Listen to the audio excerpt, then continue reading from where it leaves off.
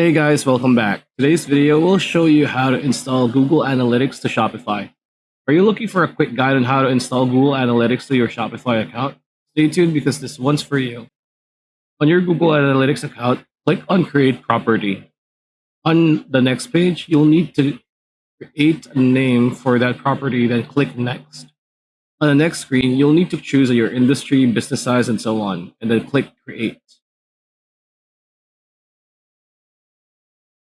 Then you need to click on Data Streams and choose Web. Here you'll need to paste your website URL and name, then click Create Stream.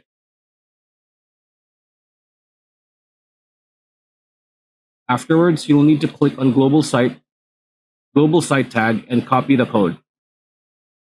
Go to your Shopify admin page and click on Themes. Under Themes, click on Actions and click on Edit Code. On the next screen, on the left, look for theme.liquid. Paste your Google Analytics code under the Head section and click on Save, and there you have it. It's that simple.